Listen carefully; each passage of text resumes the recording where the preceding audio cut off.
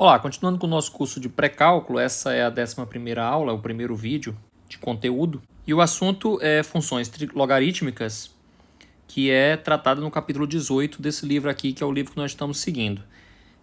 Nesse vídeo nós vamos falar só da definição e do gráfico da função logaritmo. As propriedades nós vamos tratar no vídeo seguinte. Bom, tudo que você precisa saber sobre o logaritmo é que ele é a função inversa da função exponencial. Então, conhecendo a teoria de funções inversas e conhecendo as coisas sobre a função exponencial, sabendo o domínio, imagem, fazer um gráfico de uma função exponencial, tudo isso, é possível saber tudo que tem para saber sobre logaritmo. Se você tem uma função exponencial de base A, essa função é uma função injetora, então, portanto, ela aceita uma inversa. Então, a função inversa dela tem todas as suas características advindas da ideia de inversa. O que você sabe de teoria de função inversa já é suficiente. Agora, como essa função é bastante importante, a gente não quer o tempo inteiro ficar chamando de inversa da exponencial, inversa da exponencial, inversa da exponencial. Então, nós damos um nome para ela. Logaritmo é o que nós vamos chamar de a inversa da exponencial. Evidentemente, se eu tiver uma função exponencial 3 elevado a x e uma função exponencial 2 elevado a x, elas vão ter inversas diferentes. Então, isso é indicado aqui na base do logaritmo. Quando eu escrevo 3 aqui, ó, esse 3 aqui está querendo dizer que ela é a inversa dessa daqui. Quando eu tenho 2 elevado a x, a inversa é log na base 2 de x. Então, a informação da base da exponencial fica aqui na base do logaritmo. Então, com isso, você sabe que a base do logaritmo não pode ser qualquer coisa. Não existe logaritmo na base de -3, por exemplo. Isso acontece de maneira análoga com a radiciação, né? Você tem, por exemplo, x ao cubo. Qual que é a função inversa de x ao cubo? É raiz cúbica de x. Esse número aqui indica de qual função de potência ela é inversa. Então, se você tem x elevado a 5, a inversa é raiz quinta de x. Bom, como eu disse, todas as propriedades seguem do fato de que uma é a inversa da outra. Então, o que você sabe de teoria de função inversa é que a composição da sua função com a inversa dela é igual a x. Traduzido para essa linguagem aqui, quem é f a menos 1 de x? É o log de x na base A. Então, se eu na função f, onde tiver x, eu colocar a inversa dela, eu tenho como resultado x. E também eu sei da teoria de função inversa que se eu compuser na ordem trocada, né, quer dizer, a composição de função ela não é comutativa. Então, em geral, f bola g é diferente de g bola f. Mas no caso especial de função inversa, a ordem não muda. Então, f bola f menos 1 é x e f menos 1 bola f também é x. Agora, fazendo isso aqui, o que eu estou querendo dizer é que eu vou pegar f a menos 1 e onde tem x eu vou colocar f de x. Ou seja, eu vou pegar f a menos 1 e onde tem x eu vou colocar f de x. f a menos 1, onde tem x eu coloco f de x. Isso dá x. Então, essas duas relações são as relações fundamentais que relacionam o logaritmo com a exponencial. A gente vai usar isso o tempo inteiro, isso é uma coisa fundamental das duas. E isso aqui é o análogo a dizer que a raiz cúbica de x ao cubo é igual a x. Ou que a raiz quinta de x à quinta é x. Certo? Se você falar raiz cúbica de x, você entende que ela é a inversa de x ao cubo. Agora, quando você fala só raiz de x, sem dizer mais nada, fica subentendido que isso é raiz quadrada e que ela é a inversa de x ao quadrado. Como a raiz quadrada ela é muito comum e presente, as pessoas abreviam e chamam simplesmente de raiz. Uma coisa parecida acontece com logaritmo. Quando você tem logaritmo de x na base 10, como isso aqui é bastante comum, porque a nossa base, nosso sistema numérico é na base 10, como isso aqui é bastante comum, é usual você omitir esse 10 aqui e escrever log de x. Aí você bota uma letra maiúscula aqui para indicar.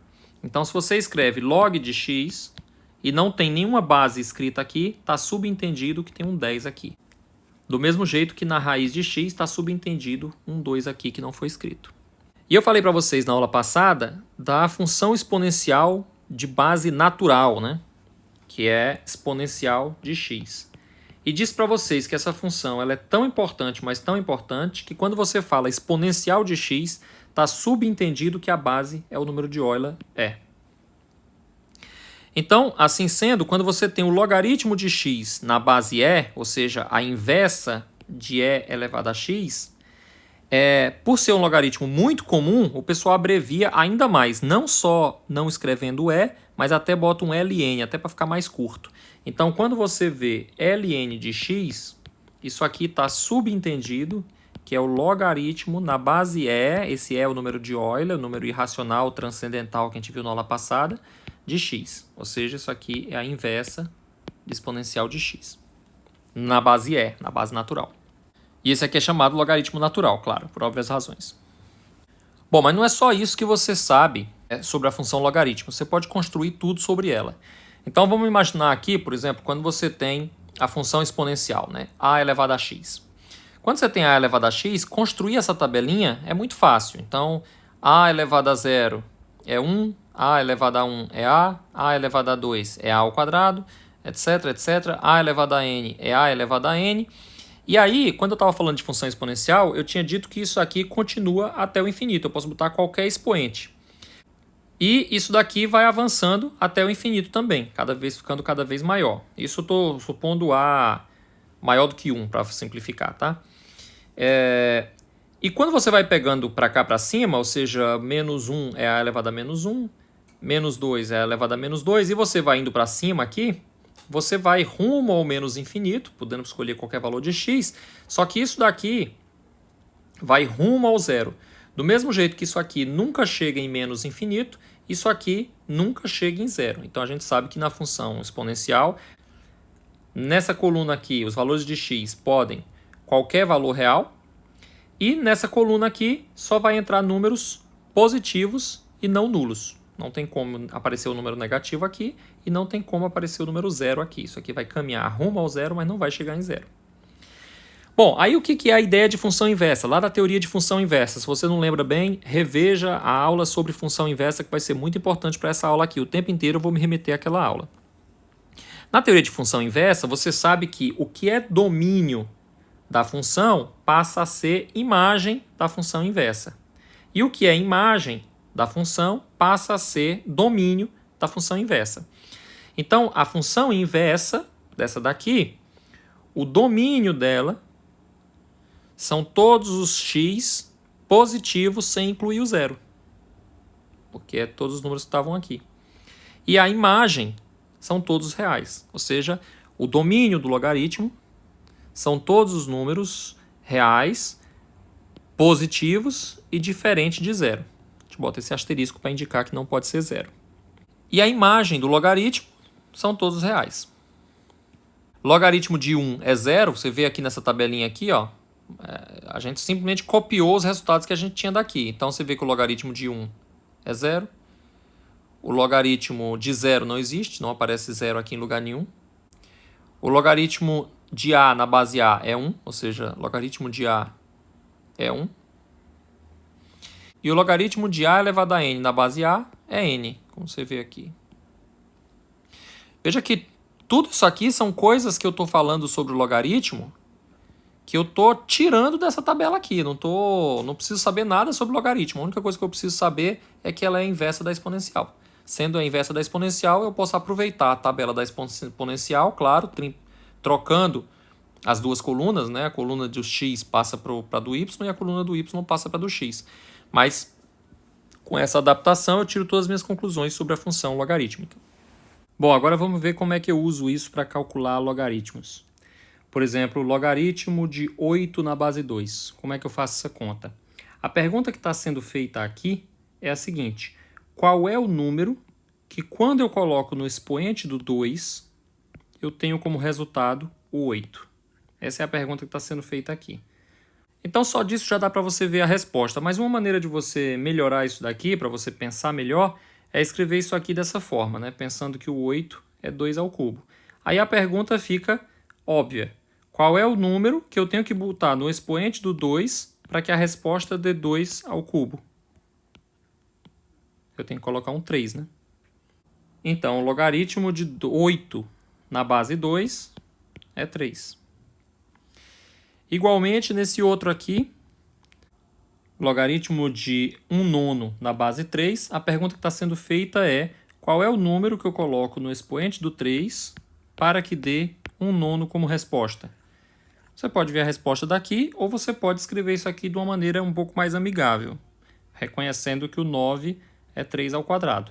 Ou ainda, percebendo que 1 sobre 3 ao quadrado é a mesma coisa que 3 elevado a menos 2, você pode reformular a pergunta aqui. Qual é o número que eu coloco no expoente do 3 para que isso aqui seja igual a 3 elevado a menos 2? Aí você encontra a resposta rapidamente. Ou seja, menos 2. Ao fazer essas coisas, né, escrevendo desse jeito aqui, você no fundo está usando essa propriedade aqui, né? Logaritmo na base A de A elevado a N é N. Então, logaritmo de 2 ao cubo na base 2 é 3. Logaritmo de 3 elevado a menos 2 na base 3 é menos 2. Nessa outra aqui, ó, qual é o número que eu coloco no expoente do 5 para que o resultado dê 5? 1, né? Qual é o número que eu coloco no expoente do 0 para que o resultado dê 1? 0. Dessa outra aqui, ó, tá um pouquinho mais complicada. Mas aí eu posso facilitar um pouco se eu pensar o seguinte: escrevo desse jeito, ó. O 4 eu escrevo com 2 ao quadrado e o 8 eu escrevo como 2 ao cubo. Aí você pergunta, se eu tenho 2 ao quadrado, qual é o expoente que eu tenho que colocar aqui para que o resultado dê 2 elevado a 3? Bom, a gente sabe que quando você tem 2 elevado a uma potência elevado a uma outra potência, isso aqui vai ser 2 elevado a esse número vezes esse. Ora, mas para que esse número vezes esse seja igual a 3, esse número aqui tem que ser igual a 3 meios. Porque quando eu faço o produto desse com esse, o resultado vai dar 3. Ou seja, o logaritmo de 8 na base 4 é 3 meios.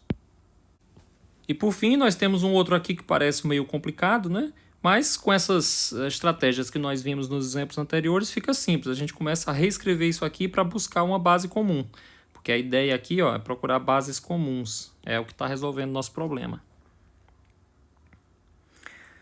Então vamos escrever o 0,2 como 2 sobre 10 e o 25 como 5 ao quadrado. Depois a gente percebe que 2 sobre 10 pode ser escrito como 1/5 e que 1/5 é 5 elevado a menos 1. Então agora a gente formula a pergunta. Quer dizer, se eu tiver 5 elevado a menos 1, qual é o expoente que eu tenho que colocar nele para que o resultado dê 5 quadrado? Essa é a pergunta que é feita, né? Qual é o número que eu coloco no expoente dessa base aqui para que o resultado dê esse? Ou seja, isso aqui. Então, qual é o número que quando multiplicado por menos 1 dá 2? Menos 2, né? Então, o logaritmo de 25 na base 0,2 é menos 2.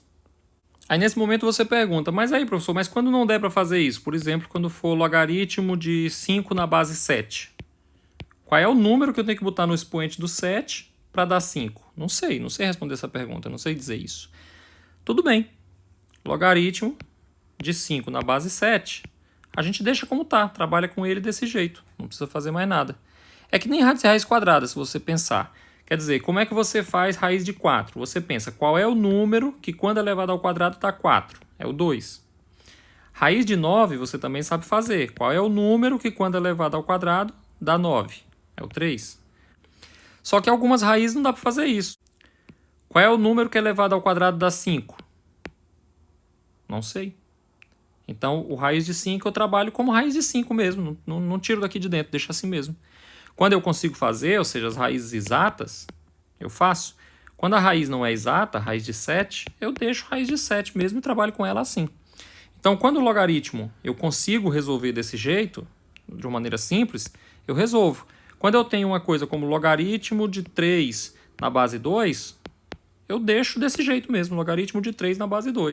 do jeito que eu trabalho, o raiz de 5 eu carrego para cima e para baixo como sendo um número e pronto. Como sendo um número não, é um número, né? Um número irracional. Logaritmo de 3 na base 2 é logaritmo de 3 na base 2. Pronto, você tem que usar a calculadora. Se você quiser saber o valor numérico dele, você tem que usar uma calculadora ou então algum método mais sofisticado, do mesmo jeito que se você quiser saber a raiz de 11, você tem que usar a calculadora ou usar algum método mais sofisticado, não é uma coisa que você faz simplesmente. O gráfico da função logarítmica também sai muito facilmente com base no que a gente sabe sobre o gráfico da função exponencial. Quando você tem uma base maior do que 1, o gráfico da função exponencial é assim, ó, passando aqui no 1, se aproximando do zero sem nunca chegar no zero, e aqui crescendo infinitamente, muito rápido. Então, como é que é a inversa dessa função? A gente sabe como é que faz o gráfico da inversa. Você traça uma linha pontilhada aqui e espelha. O gráfico da inversa é assim, ó. Então, esse aqui é o gráfico de log de x na base a, se o a for um número maior do que 1. Ou então você pode usar aquele truquezinho do papel que eu ensinei na aula de função inversa, que é trocando x por y, né? Tal, veja lá a aula de função inversa que você vê como é que faz. Então, bem, o gráfico da função logarítmica, quando a base é maior do que 1, é essa linha assim, ó, que passa aqui no 1, que se aproxima aqui do zero sem nunca chegar no zero, ou seja, nunca toca o eixo y, e aqui ele vai crescendo infinitamente. Só que a função exponencial cresce muito rápido e a função logarítmica cresce muito devagar. E quando a base da função exponencial é entre 0 e 1? A gente já viu lá na aula de função exponencial que o gráfico é assim, decrescente, né? Passando de novo aqui no mesmo 1, só que agora decrescente, de novo se aproximando do eixo x sem nunca chegar nele. Então, quando você espelha isso nessa linha aqui, para fazer o gráfico da inversa, o gráfico da inversa fica assim, ó. Então, ele passa aqui no 1, e aqui vai se aproximando do eixo y sem nunca chegar no eixo y. Então, a função logarítmica ela é crescente quando a base é maior do que 1, e ela é decrescente quando a base é entre 0 e 1. Em especial, no caso do logaritmo natural, né, quando você tem a função exponencial natural que eu falei para vocês, em que a base é o número de Euler, é aquela mesma coisa, passando no 1, porque esse número aqui é um número maior do que 1, e a função inversa dela, que a gente representa como ln, o gráfico dela é essa daqui. No desenho aqui parece que ele está tocando no eixo y, mas é porque não tem zoom suficiente. Se eu der um zoom suficiente aqui, você vai ver que ele vai se aproximando infinitamente, mas nunca realmente chega a tocar no eixo y. Do mesmo jeito que essa azul aqui também se aproxima do eixo x, mas nunca realmente toca o eixo x. E os demais gráficos seguem daquelas regras de transformação de gráfico, né? Então, pegando como exemplo esse daqui, ó. A função 2 vezes o logaritmo natural de x menos 3 mais 1.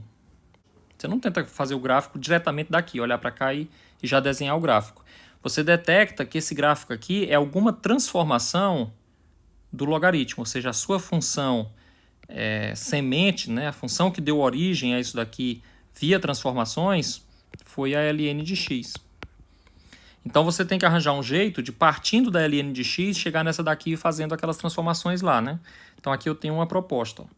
Pegando o ln de x, aí eu troco x por x menos 3, em seguida eu multiplico toda a lei de formação por 2, em seguida eu somo na lei de formação inteira, né? A lei de formação inteira eu somo 1. Agora, eu pego o gráfico de ln de x e desenho. Se eu não lembrar como que é o gráfico de ln de x, eu posso sempre lembrar que ela é a inversa da exponencial de x, porque aí o gráfico da exponencial de x é a mais fácil de todas de fazer, sim. E aí eu pego a função espelhada disso daqui, né, e desenho o gráfico da inversa dela, né? Quer dizer, eu posso ou desenhar direto o gráfico da ln de x, se eu lembrar, e se eu não lembrar, eu posso lembrar que ela é a inversa da exponencial de x, fazer o gráfico da exponencial de x, depois espelhar. Esse vermelho aqui é o gráfico dessa função aqui. Agora, quando eu troco x por x menos 3, o que acontece? Ele é deslocado 3 unidades para a direita. Então, esse 1 aqui, ele vai parar aqui no 4. E aqui, que ele está se aproximando do eixo y sem nunca chegar no eixo y, em vez de ser o eixo y, isso vai caminhar 3 unidades para a direita. O eixo y aqui está no x igual a 0, então ele vai para o x igual a 3. Ó. Então ela vai se aproximar do 3 sem nunca chegar. Daqui para cá, o que, que mudou? Esse 2 aqui faz com que o gráfico seja esticado na direção y.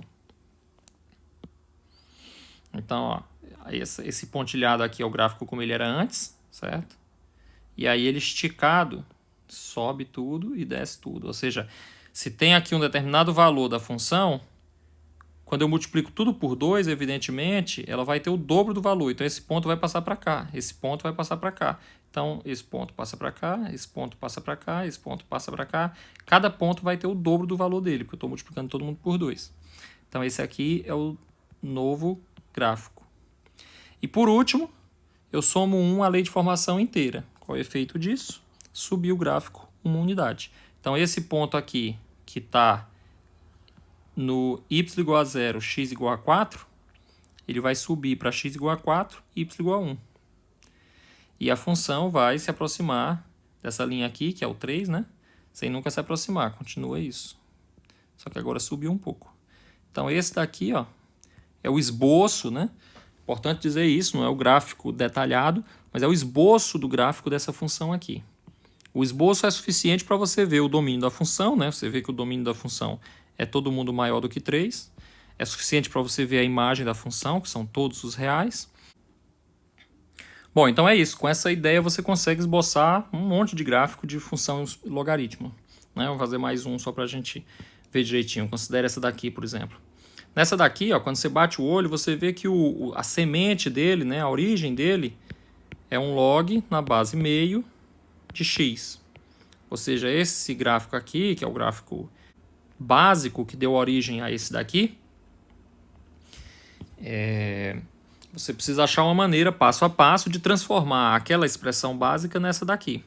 Então eu proponho esse passo a passo aqui, né? Começando desse daqui, eu troco x por x mais 3, venho para cá. Aí depois eu faço um passo trocando x por menos x, passo para cá. Depois mais um passo, multiplico toda a função por menos 1. E como último passo, eu subtraio 1 a lei de formação completa. Aqui você precisa ter alguns cuidados. Eu sugiro que, se você tiver alguma dificuldade com isso daqui, voltar lá na aula de transformações de gráfico para ficar bem claro. Porque, embora essa sequência aqui não seja obrigatória, dependendo de como você faz a sequência, você pode fazer alguma coisa errada, tá? Então, se eu tivesse, por exemplo, trocado esses dois passos aqui, primeiro colocado o menos 1, quando eu fosse botar esse menos aqui, esse menos 1 ia passar para mais 1 e aí ia bagunçar a minha transformação. Eu tenho que tomar um cuidado nessa sequência aqui. Então, eu recomendo que você volte lá na aula de transformação de gráfico.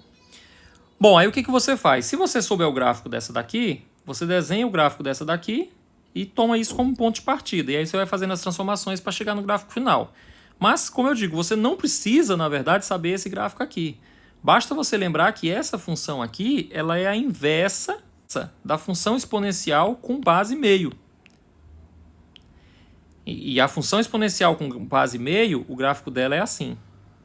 E se você ainda quiser, você ainda pode pensar o seguinte, que a função exponencial de base meio, ela é igual a 2 elevado a menos x. Ou seja, ela é a função 2 elevado a x transformada trocando x por menos x. Então, se você souber o gráfico dessa daqui, ó, é um gráfico assim. Aí daqui para cá, o que você fez? Você trocou x por menos x. No gráfico, isso corresponde ao quê? A espelhar em y. Então, o gráfico fica assim, ó. Então, você sabe aqui como que é o gráfico de meio elevado a x. Sabendo como é o gráfico de meio elevado a x, você faz o gráfico da inversa dela, que é essa daqui.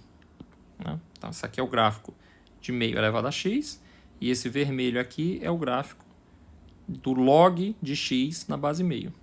Aqui passa no 1, aqui também passa no 1. Então, quando eu mudo daqui para cá, o que eu faço é somar 3 a variável. Então, o gráfico vai caminhar 3 unidades para a esquerda.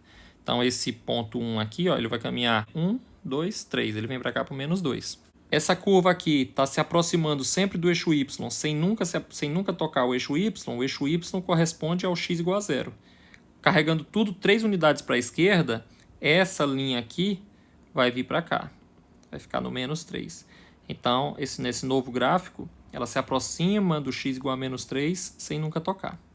O próximo passo, trocar x por menos x, isso corresponde a espelhar o gráfico em relação ao eixo y.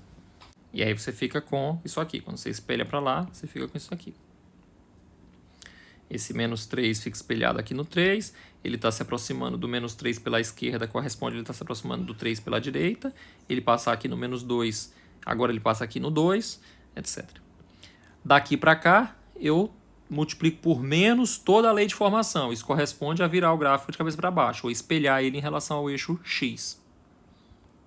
Quando eu viro de cabeça para baixo, ó, ele está se aproximando para cá para cima, agora aqui ele está se aproximando para cá para baixo. O gráfico que era crescente passou a ser decrescente. Então, ele passava no 2, ele continua passando no 2, só que antes ele passava subindo, agora ele passa descendo.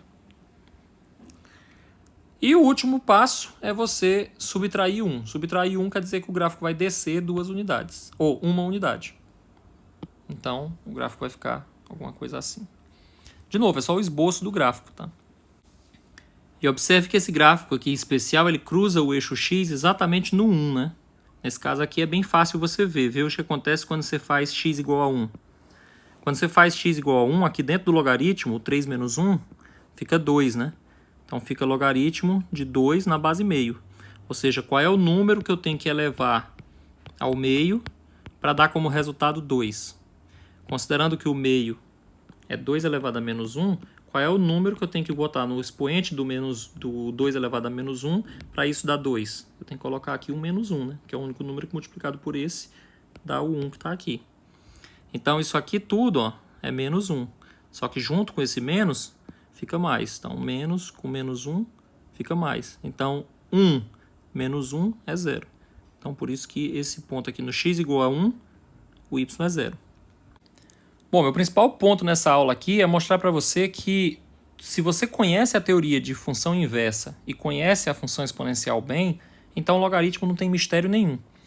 Então, eu mostrei aqui que tudo da função logaritmo você consegue tirar só sabendo que ela é a inversa da exponencial. E aí você lembra, não, mas eu me lembro que o logaritmo tem outras coisas, tem umas propriedades do logaritmo, tem umas coisas, a gente vai fazer isso no próximo vídeo, né? No próximo vídeo nós vamos falar das propriedades do logaritmo. E eu insisto nesse ponto. Também as propriedades do logaritmo saem todas dessa ideia de que ela é a inversa da exponencial. Vou construir as propriedades do logaritmo partindo simplesmente da ideia de que ela é a inversa da exponencial. Mas bem, vamos ver isso lá em outro vídeo.